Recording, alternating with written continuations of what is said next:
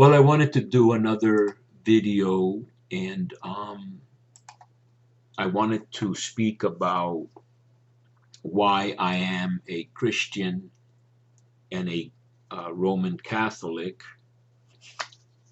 which will give me the opportunity to describe what I think is unique about Christianity and Roman Catholicism, and tell a little bit of my journey, which I hope will be of interest and use to those who listen to my videos or see them. Not many, but enough to satisfy me in that I am doing something to share what I've done and what I've experienced. This is an image from the garden of the Pontifical University of Mexico when I visited, I think in 2008. And this is an image of Christ, probably from the 16th century, that we had in the chapel of the retreat house and novitiate of the Dominicans in Mexico near Amecameca, where I did my novitiate in 1973. So I was born in Cuba and raised in the Catholic Church.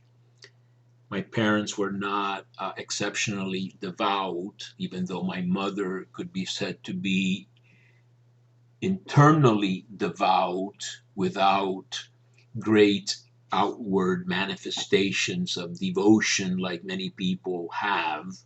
She was more of an earthy, humorous, joking woman, very generous and very simple. My father was very sober in his religiosity, but he did have devotion to Thérèse of Lisieux, the little flower. So I am sure I was affected by all that. And what happened was that I did my first communion with some devotion, etc. And then later, when there were family problems and things of that sort, I would turn to my faith and pray. And so, as is the case with so many people, I turned to my faith for comfort. And I was probably 10 years old at the time. I'm trying to see whether this can work in some way, and apparently it's not working, so I'm not gonna bother with that right now. And then later, I left the faith when I was in my teens, and I had a big conversion after my first year of college, where I dropped out. And I've spoken about that, I think, on other occasions, and I won't speak about it again. But at this point in time, when I am a senior citizen, I've had a lot of opportunity to explore my faith. I got a doctorate in sacred theology. I've been in the church for a long time, and I've seen everything from the sublime to the ridiculous. And I see today a very divided church, a church where I'm sure supporters of certain politicians who say they want to build a wall on the border, and they instill fear on their potential electors about migrants coming over the border and things like that. And I think generally lie and manipulate.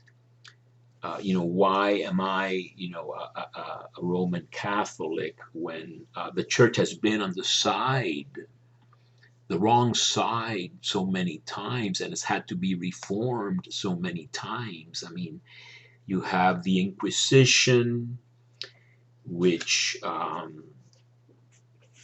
is basically a political tool to prevent dissent in many ways.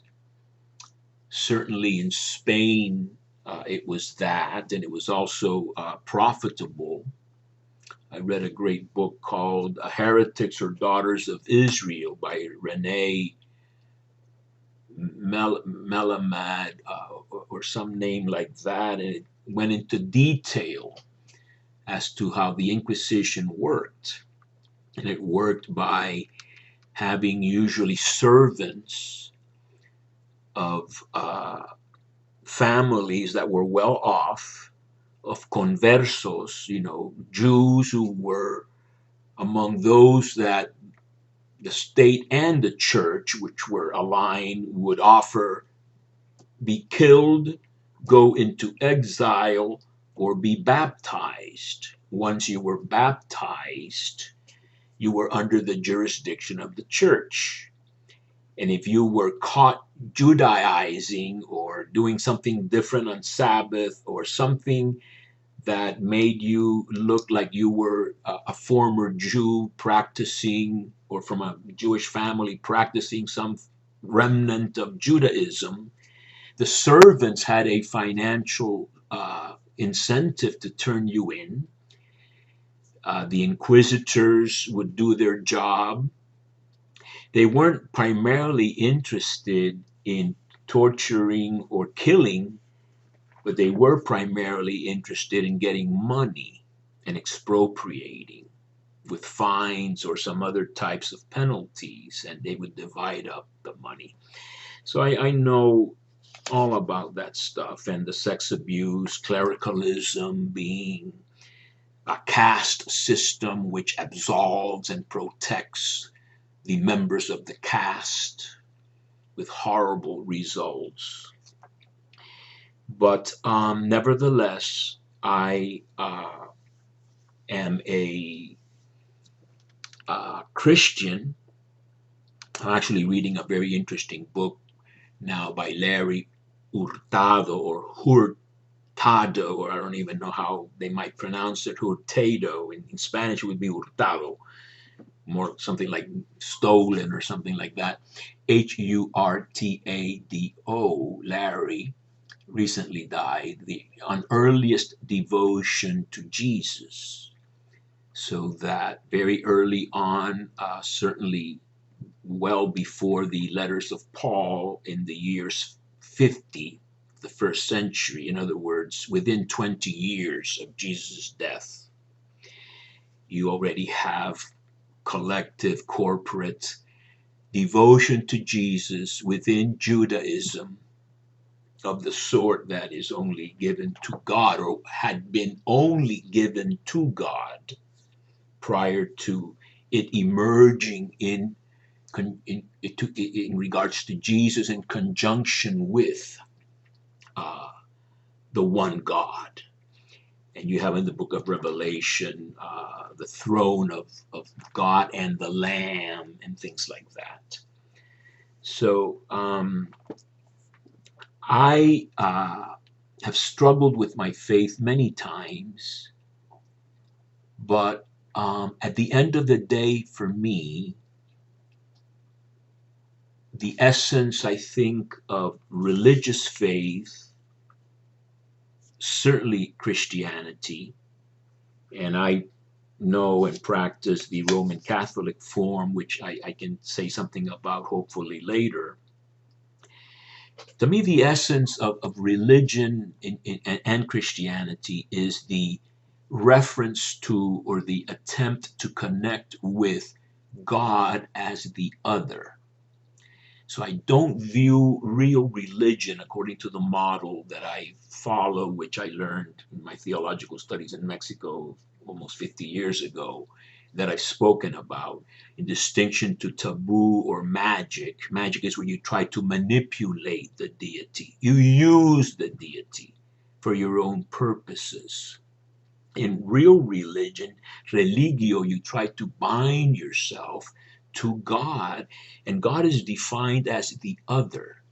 He's not you. He's not at your service. He's not a product of your interests or wishes, conscious or unconscious. You have faith or believe in a being outside of yourself who is sovereign and can make demands on you, and also has created you out of love, um, in order to share his existence.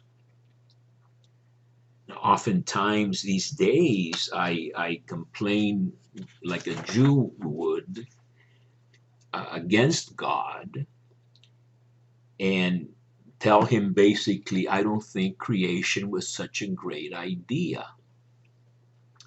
Because if you look at the world, we have a war in Ukraine, we have incredible injustice. I'm reading a history of Florida and how the Indians were driven out and killed, how the wealthy and powerful oppress and lie and manipulate and cause tremendous damage, including to the planet. Right now in Florida, it's not even 11 o'clock and we've got like 89 degrees. We have storms. We have all kinds of evidence of human malice run amok. Where is God? We have the Holocaust, the Shoah, the Nazi elimination of 6 million Jews and many others. We have the Russian death camps. It's a horrible, horrible history after Christ, which is supposed to be the new creation. I make all things new. And you have these points of light, St. Francis, St. Dominic, and others. And you say to yourself, are these the scraps that God leaves us? But despite all that kind of thinking that I do and have done, we have this saying in Latin, Ave crux spes unica. Hail to the cross, our only hope. Why? Because I believe, I cannot prove it, I can share my experience, that Jesus Christ was the faithful witness. He taught and denounced evil, denounced hypocrites and the powerful, and was willing to go to be executed for that, having had opportunities either to deny or renege or even maybe escape jurisdiction. So that he is the homartus hopistos, the faithful martyr, which in Greek means witness, who put his money where his mouth is, and his disciples uh, believed and proclaimed that they had seen him really alive in a new form after his crucifixion. And based on that faith, Christians believe in Jesus. So it's a Jesus a little bit like this Jesus of Agua Viva, of Living Water convent in Amecameca or near Amecameca, state of Mexico, in the country of Mexico. Battered and humble, but nevertheless, as we say in Spanish, is the stick or the pole that never falls. So that we turn to Jesus, I turn to Jesus in a certain kind of blind faith. Where reason and stoicism, I just finished and I talked about it in some other videos, the letters of Seneca to Lucilius. The Stoic philosophy is a little bit like Buddhism. You believe in the perfect harmony of nature and you conform to it and you avoid fear. You're in charge of yourself, of your life. You decide when you ended, but you don't care whether it's, hot or cold if you can't help it. It's almost like the serenity prayer. Give me the serenity to accept the things I cannot change, and the courage and valor to change what I can. And then you have to have the wisdom or prudence to know the difference. In religion, you do not rely on your own resources or strength of character or anything of that sort. You use that in conjunction with the belief that there is an other being who somehow is in charge, somehow has a providence where he or God dispenses uh, things in life, usually, oftentimes of a very painful sort, that oftentimes result or is meant to result in a strengthening of character and a perfection in moral purity. Let's put it that way. So that people who have suffered and perhaps seen the vanity of material things or of prideful attitudes and actions, they have seen the weakness of human flesh, as the Bible would say, flesh being the human being without the strength of God, just meant to die, to suffer, and get old, suffer, and die, no matter how much money, fame, power, and other accomplishments this person has had. So the very act of faith is a turning to God for help and for direction, and simply as a sphere you approach with humility and again faith, that if you cling to God, this is an expression that Deuteronomy uses quite a bit. It's not so common in the New Testament, but it's a wonderful expression. It's actually the davak verb in Hebrew for the cleaving, if you will, attaching or adhering of man and woman. It occurs right in Genesis 1. Man shall cleave to his woman.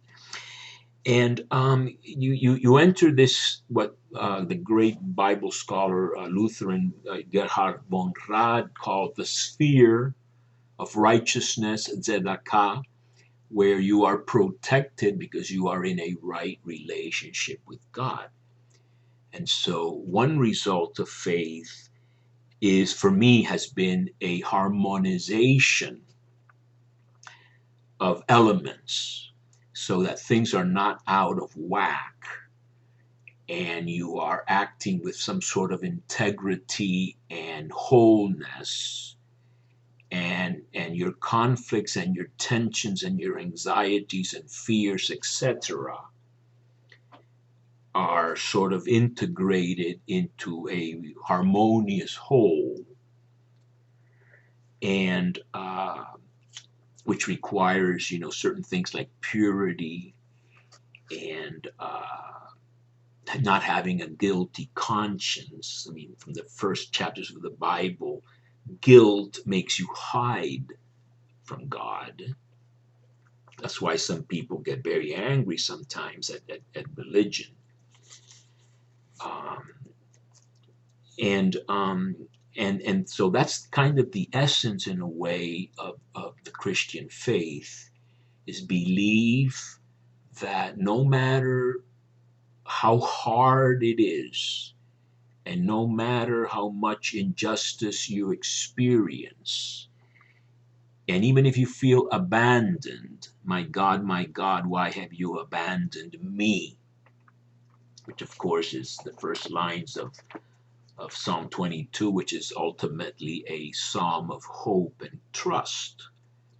No matter how bad it got, and Jesus is like the model for this suffering, the end result will be a victory of God and a ransom by God, a redemption, a revindication, a vindication of this life that you have led, which already you get a raise of flavors of, if you will, an anticipation in this very life.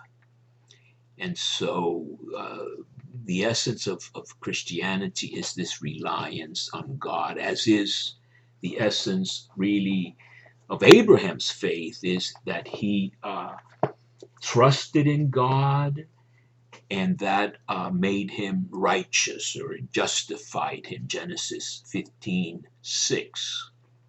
Emuna, where amen comes from, this firm thing that allows you to rely and lean on it. That's the essence of the biblical faith, or known as emuna, or it's related to truth, emet, and that kind of linguistic field, the firmness and reliability, confirmation, amen, that type of thing.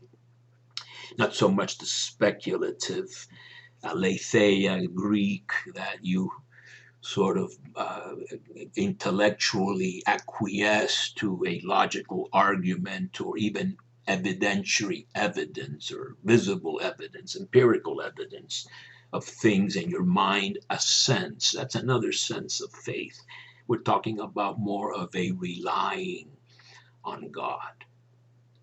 And you find that you do enter this sphere where miraculous things can happen if you are open enough to discern them. But you have to approach it, and my tradition, as I mentioned already several times, is the Dominican tradition, the Dominican order of preachers, founded in around 1216. And there you have, especially with St. Thomas Aquinas, faith and reason, faith and reason. So you need to use your reason very well. When I say blind faith, I don't mean that your reason dies. It means that you recognize your reason can only reach a certain point.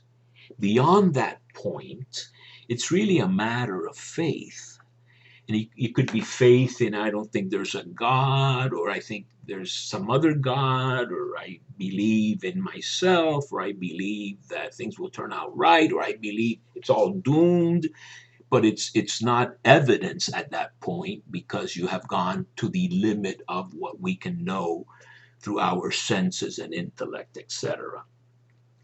And that's why I stress so many times that people have to be instructed in reason and not rely only on faith, which then becomes fideism or some other type of irrational, maybe fundamentalistic, or Reader's Digest selective pseudo faith, which is what I think I see a lot of. People that construct a faith where they leave out the unpleasant aspects. For example, Jesus denouncing accumulation of riches. Jesus saying it is harder for a rich man to enter the kingdom of heaven than for a camel to pass through the eye of a needle. Jesus saying, woe to you rich, woe to you who are filled. And they believe in the gospel of success. They use the sort of encouraging aspects of Christianity to be emboldened and enabled and powerized to go out and make a lot of money. Well, that's magic. You're in charge. You're using God and God concepts and God symbols to power you up to do your thing. And you shut your ears completely to the voice of God, especially in Person of Lazarus at your gate. Lazarus is at the gate. In Luke, I think it's 16. This man is banqueting. He doesn't have a name. Dives is not his name. Dives means rich. But Lazarus has a name. It's Eleazar. My God is a help. And the rich man is oblivious to Lazarus, which in this composition is beautifully presented by Luke as feeding the dogs who lick his wounds. The rich man won't even give him the crumbs from his table. And if you say this guy is talking politics, not religion, your religion is a piece of baloney. You will never be crucified for that religion. You will get a pension and a retirement funds or something. Jesus got crucified because he opposed the powerful. The crowds, the powerful were afraid of the crowds and wanted to arrest Jesus stealthily, not during the Passover, which is a liberation feast, going back all the way to slavery in Egypt. This is the whole message of the Bible. When you water that down or eliminate it, you are creating an idol. And the letter to the Colossians says that avarice and greed, which is what moves the powerful, is a form of idolatry. So that you can't separate that. And that's why people don't like, many people don't like, a lot of people do like Pope Francis. Because he preaches the gospel, and the gospel is not what the false prophets preach. And that's why Israel has given us this whole legacy of wisdom. And in Jeremiah and many others, you have attacks on false prophets who tell the people what they want to hear. The kings typically sometimes had 400 on their payroll, cheerleaders for war and for the king's plans. You have that wonderful passage in 1 Kings 22 where a military alliance wants to be formed between the kingdom of the north and the kingdom of the south, Judah and Israel, and they bring the 400 prophets, and they all say, yeah, it's going to be great. And then there's one dissenting guy, Micah, and the king says, I don't want to listen to him. He only has bad things to say. But it turns out that he was saying the truth. And so, the truth will set us free. And when you say, no, there's no climate problems, you're lying. You may be favoring companies. You may be allowing people to make a lot of money. When you say there are weapons of mass destruction, you can wage a war, people make money. I was just listening to Italian radio. Keynes, I think, was the one economist that spoke about the economic consequences of peace. And now we've had this purported coup in the Soviet Union with the mercenaries that have had to be hired to attack Ukraine. And it turns out that it might be mostly a money thing. All this stuff is relevant to a Christian who wants to let your kingdom come of justice. I was hungry, you gave me to eat. What do you think of that? What does that mean? I was thirsty, you gave me to drink. I was naked, you clothed me. I was a stranger, I was a foreigner. I was an illegal alien, and you welcomed me. Oh, no, that's crap. I want to pray and be in peace. Well, not Christianity. And not Roman Catholicism if you read the papal encyclicals. Not just Pope Francis, but beginning with Rerum Novarum in 1893, Leo XIII. Social encyclicals regarding many, many aspects of the work workplace and the work world and the economic world. When Jesus says, somebody fights for your tunic, give them your cloak as well, etc. Share. You cannot be my disciple unless you give up all your possessions. Not to be taken literally like a dummy. Jesus said, turn the other cheek, and when the servant of the high priest in the Gospel of John hit him, he actually said, why do you strike me? But to take it seriously enough that it affects your voting, it affects your lifestyle, it affects your thoughts and ideas. And if you start changing it all around and diluting it and twisting it with all the fake news we have now, and you say the border wall has to be built because you want to focus on the border because you want to distract from other things. So you have to incorporate real.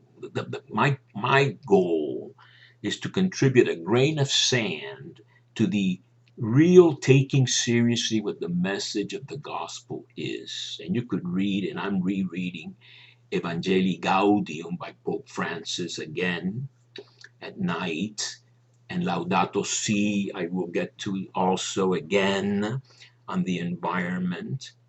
That's the whole wisdom, even from Aquinas. So even if you are a conservative Catholic, if you really know Aquinas, you know that the world's goods belong to everybody.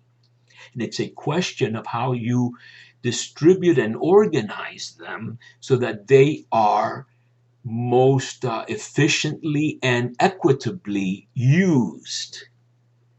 And that is a prudential decision. You need to apply the principle. The justice principle is everyone has a share in the world, an equal right to share in the world.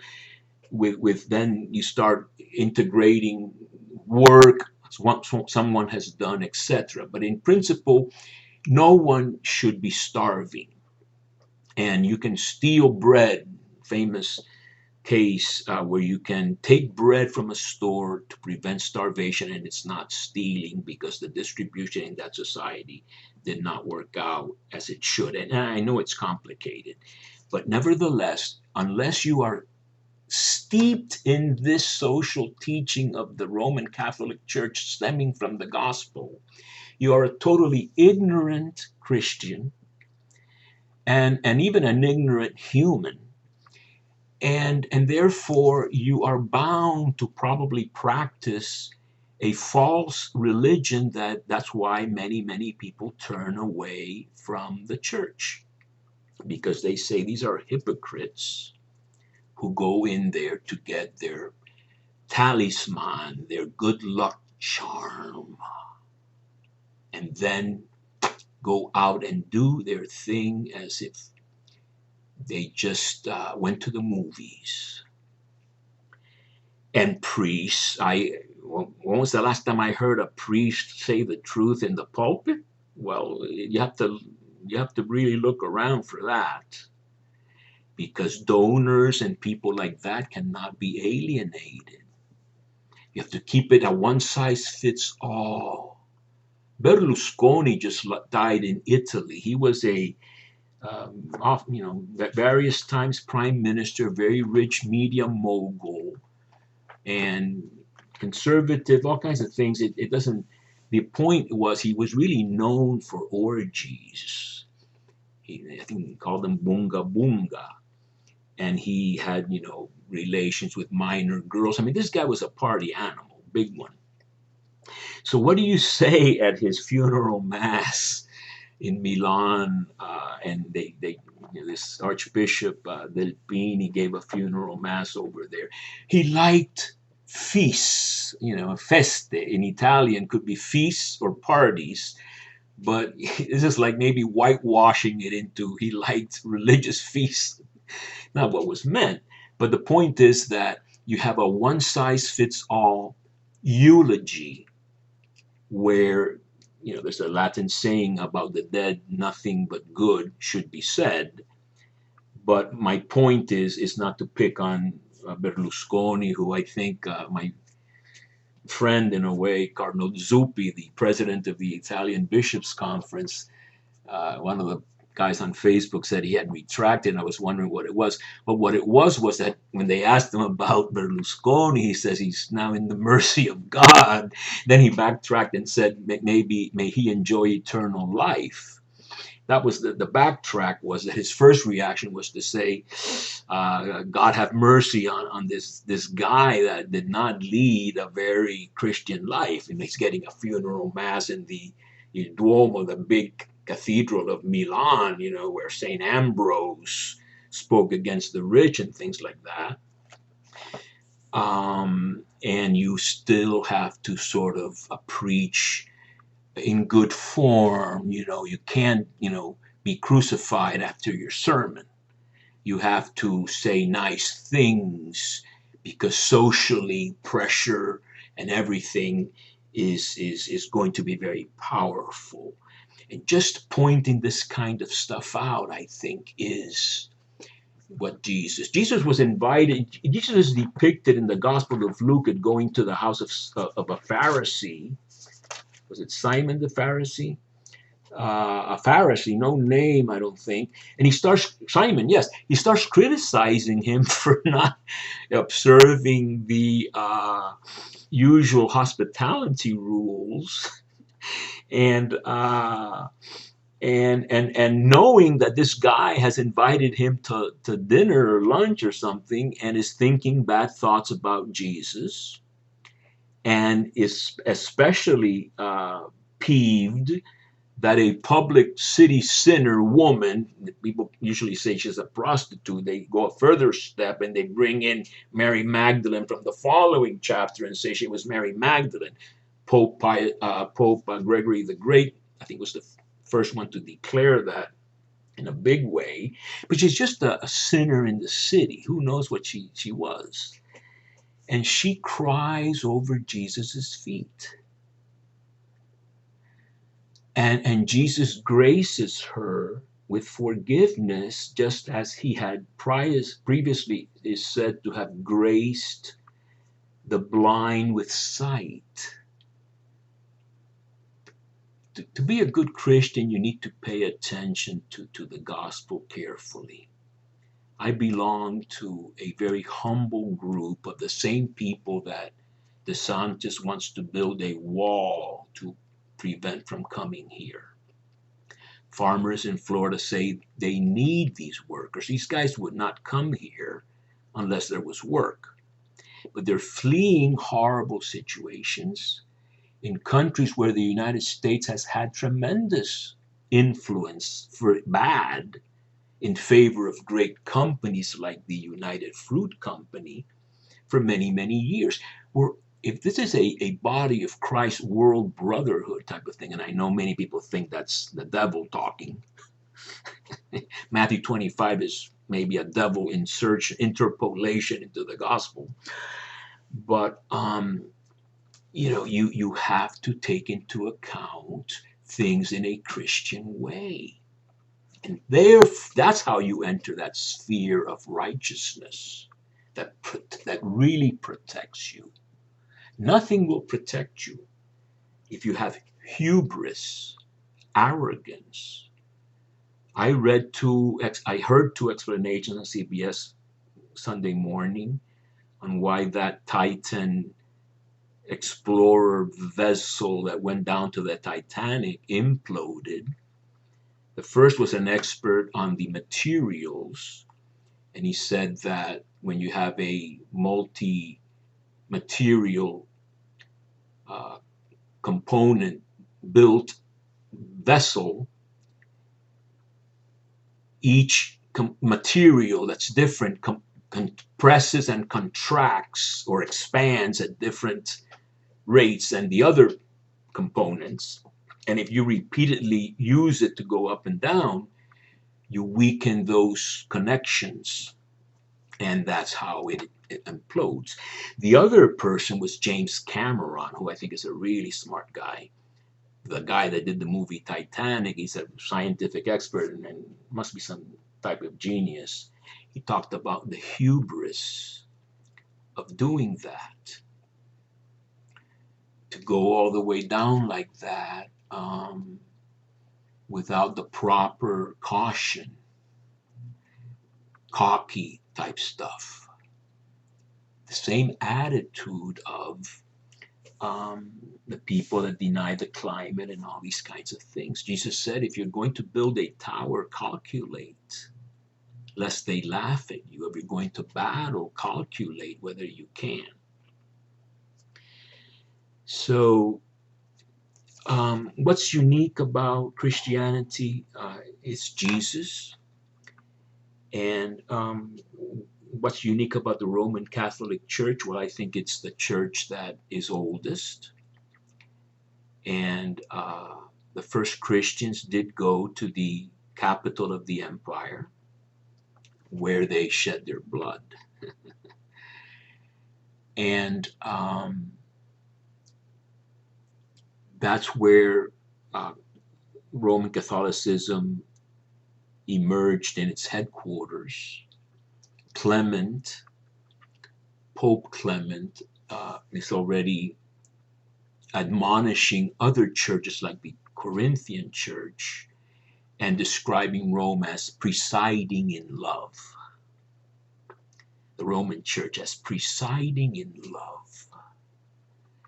And we have a pope now that I think presides in love.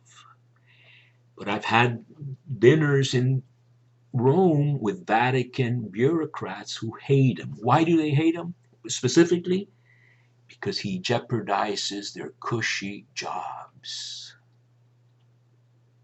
He wants to reform the Curia. For these people, Catholicism is a cushy job with access to apartments owned by the Vatican and a very comfortable life where you're not going to be crucified at all. That's not Christianity, and that's not real Roman Catholicism. I'm reading about Dominic, preaching barefoot against the Albigensian heretics and matching them in austerity, so that by his example, people would see he was not in it for the money.